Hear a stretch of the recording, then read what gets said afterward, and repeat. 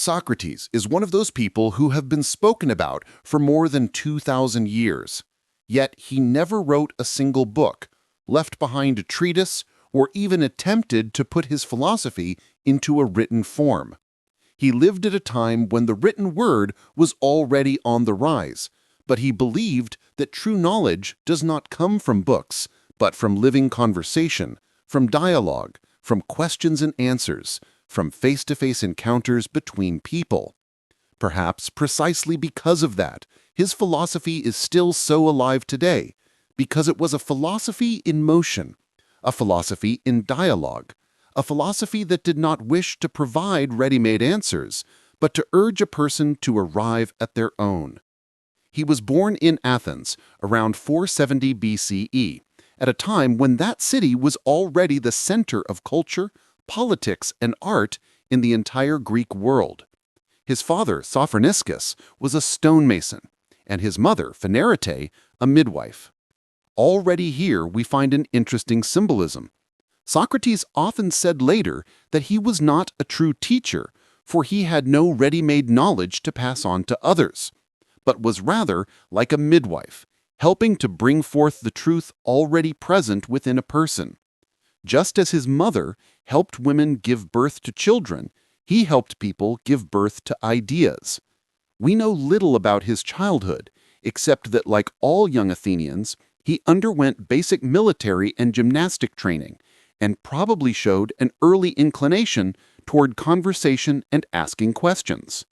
Athens, at that time, was a city full of teachers, sophists, and sages who offered knowledge and rhetorical skill to anyone willing to pay. The sophists believed that everything was a matter of skill, that truth was relative, and that whoever could speak better could win any argument. Socrates opposed this view from the very beginning. He did not charge for his conversations, did not present himself as a teacher, and did not offer ready-made answers. Instead, he would stand in the marketplace, in workshops, in gymnasiums, in the houses of wealthy citizens, or on the street, and talk with everyone. There are many descriptions of his appearance, and almost all agree that he was not handsome. He was short, stout, with protruding eyes, thick lips, and a flat nose. In Athenian society, where bodily beauty and harmony were highly valued, Socrates looked almost comical. Yet his contemporaries say that behind this unremarkable appearance hid an immense strength of spirit. He was incredibly resilient, able to stand for hours in the cold without complaint, able to go days without food or drink, yet when in the company of friends, he knew how to enjoy wine and conversation. That combination of simplicity and depth made him unique. Socrates lived during the period when Athens experienced its greatest rise, but also its greatest crises. He was a hoplite, an ordinary soldier, and fought in several major battles, where he showed courage and endurance. His comrades testified that even in the most difficult moments, he remained composed and helped others. In this way, he showed that his philosophy was not something separate from life, but arose out of it. Most of what we know about his life comes from his students, especially Plato and Xenophon. Plato, who later became one of the greatest philosophers of all time, wrote a series of dialogues in which Socrates is the central figure. In them, Socrates engages in conversations with various people, politicians, poets, craftsmen, sophists, and always leads them to the realization that they do not actually know what they thought they knew. This brings us to one of his most famous sayings, "I know that I know nothing."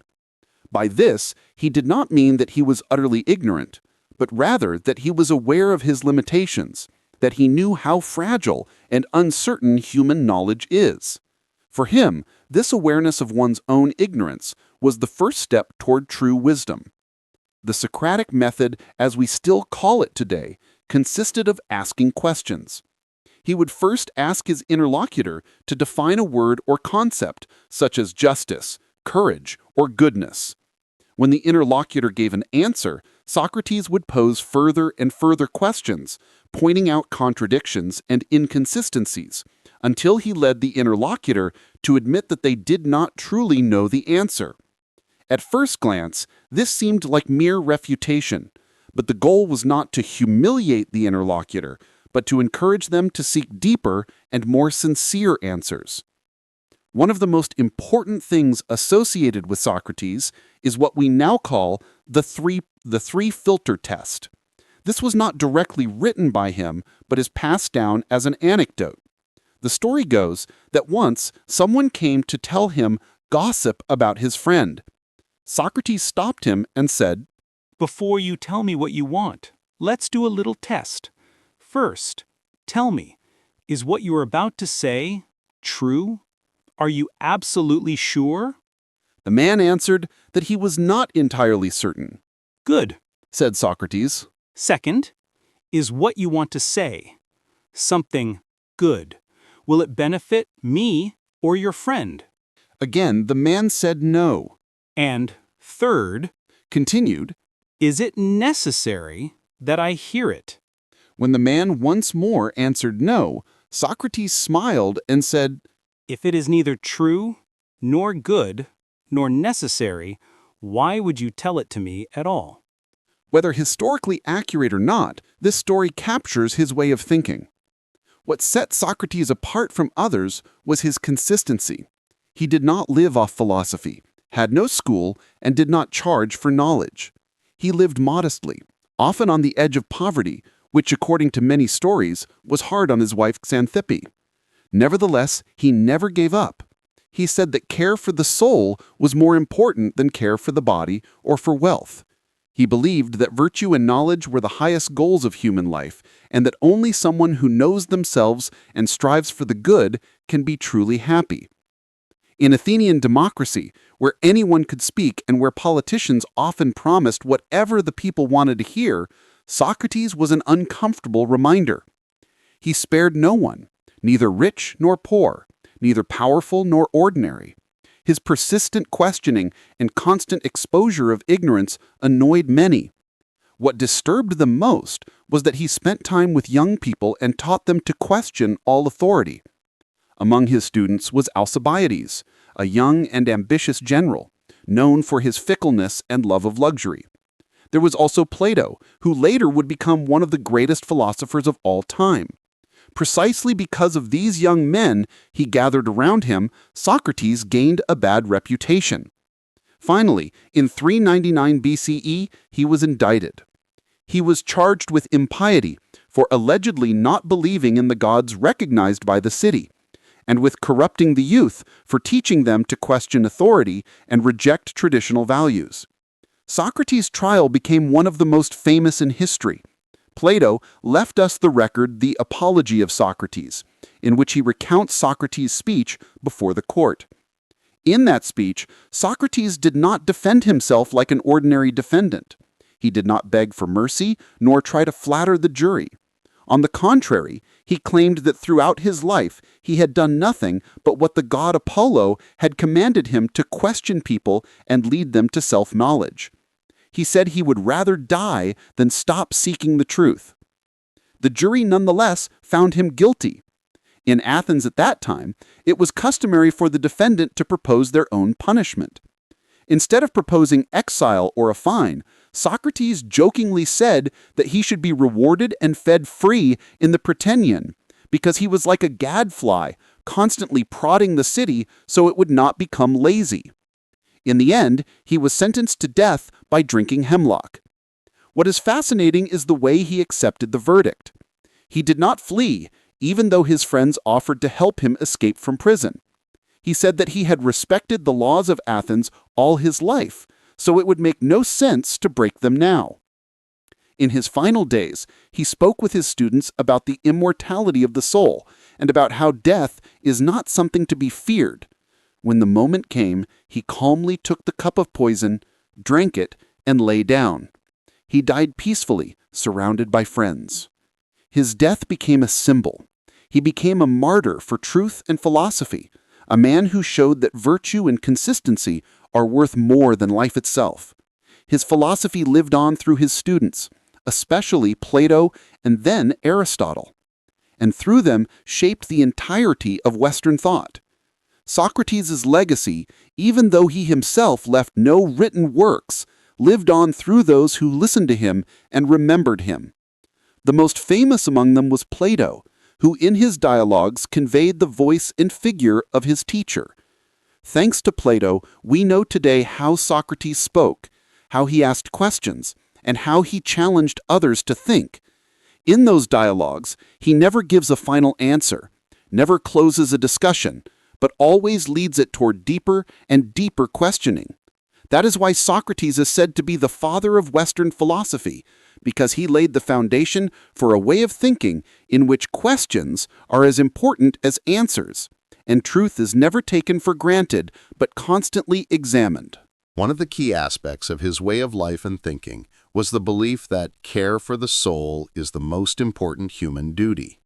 Material goods, wealth, even bodily needs were secondary compared to the pursuit of moral and intellectual perfection. He said that a life without examination and questioning is not worth living. By this he meant that a person who lives only by inertia, without reflecting on meaning, goodness, and justice, misses what truly makes them human. Socrates had an extraordinary ability to open the deepest questions through ordinary conversations in everyday situations. In conversation with a politician, he might ask what it means to be a good leader. In conversation with a poet, he would ask them to explain what beauty is. In conversation with a craftsman, he would inquire what it means to be skilled and why skill is good. Seemingly trivial questions always led the interlocutor to recognize their own inconsistencies. People often left these conversations confused, sometimes angry, but many also experienced a kind of enlightenment. They realized that they did not know everything, and that this very awareness of ignorance was the key starting point from which true knowledge begins. And yet, although he is most famous for his method of questioning and exposing, there are also some basic rules of life and conversation attributed to his philosophy that are still used in communication today. One of these rules was that both interlocutors must want to talk about the same thing. This meant that a conversation had no purpose if one person spoke about one thing while the other about something entirely different. Socrates insisted that before a dialogue began, people should clearly determine the subject of discussion so that both would remain focused on the same topic. The second rule was that both interlocutors must actually want to converse. He knew that conversation without genuine willingness leads nowhere. The third rule concerned truthfulness, because without truth, there is no point in seeking knowledge. The fourth rule was that interlocutors should speak from their own experience and conviction, not merely repeat someone else's words without understanding.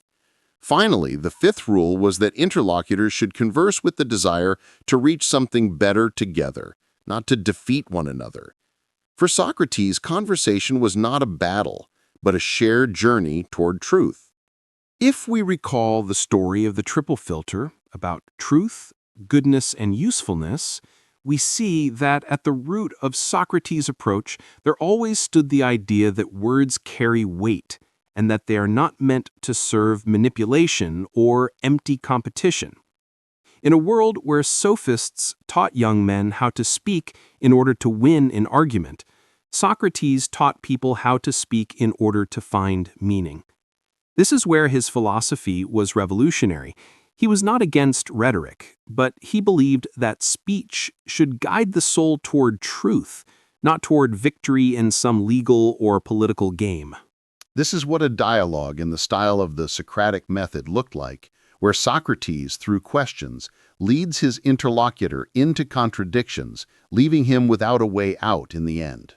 Socrates, I claim that the state should abolish taxes.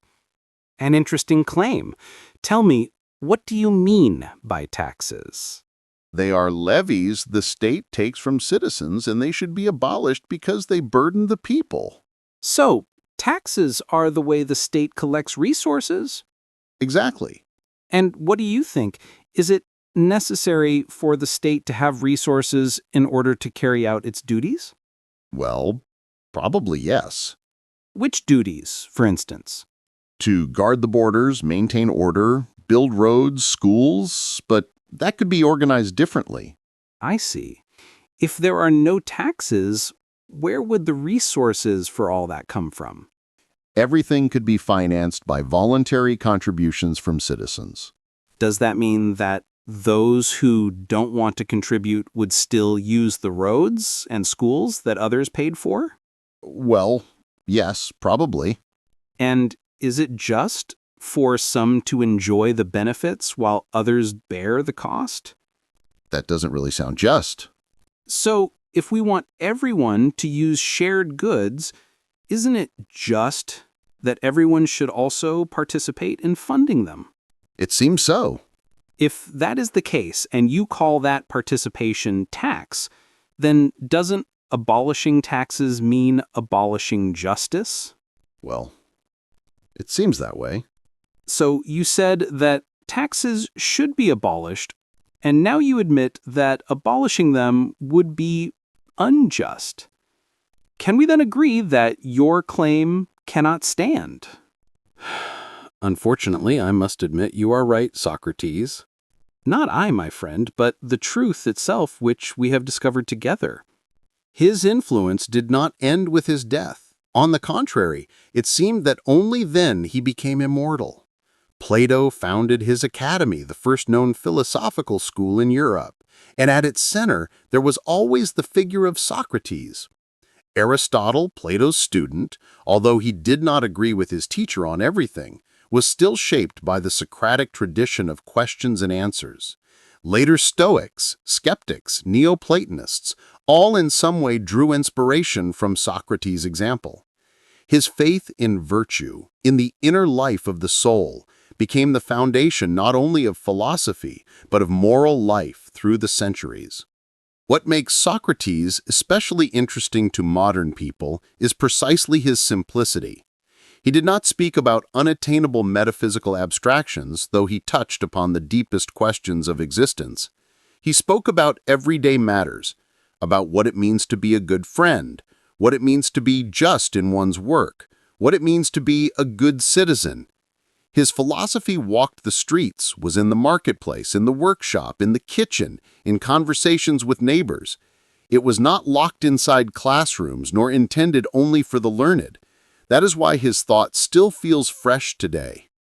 It is also striking that although we call him a teacher today, he always claimed that he was not really a teacher in the classical sense. He said he did not possess knowledge to pass on, but only helped others discover what they already carried within themselves. He called this the midwife's art, comparing his work with his mother's occupation. Just as a midwife does not create a child, but only helps it to be born, so he did not give truth, but helped it come to the light from the heart and mind of the seeker. This was a radical shift in understanding the role of the philosopher. Instead of being an authority telling others what to think, the philosopher became one who guides, asks questions, and opens the way. His life was entirely consistent with his words. He never strove for wealth, never flattered the powerful, never compromised with his own conscience. When he had the chance to escape from prison, he did not take it, because that would mean disrespecting the laws of his city. He said that if he had lived by those laws all his life, it made no sense to break them now just to save his life. His death was a logical continuation of his life, a death in consistency and in harmony with what he believed. Through all these stories, a picture emerges of a man who was unremarkable in appearance, often even ridiculed for it, but who with his words, his questions, and his steadfastness won over generation after generation. His philosophy is not just theory, it is a call to live in accordance with virtue, to have the courage to think, the honesty to admit one's limitations, and the readiness to always seek the truth anew. Perhaps this is the very reason why even today, more than 2,000 years later, we speak his name with respect.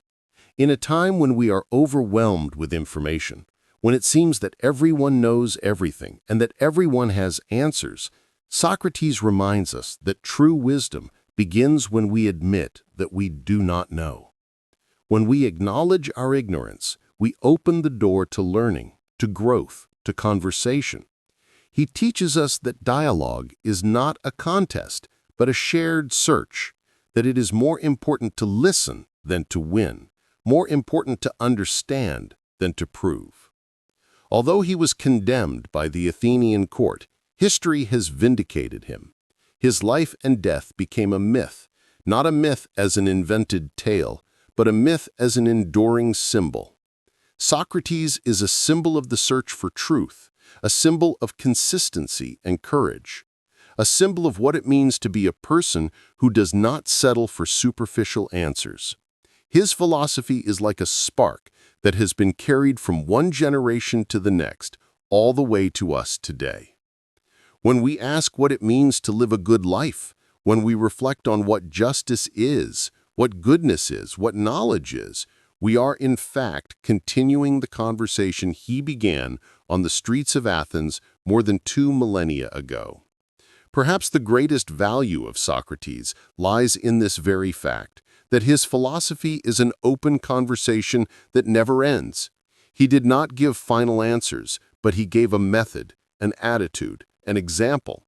His life teaches us that truth is not found in books, nor in the speeches of politicians, nor in the glitter of wealth, but in the courage to look within oneself and, in dialogue with others, to always seek what is deeper and truer.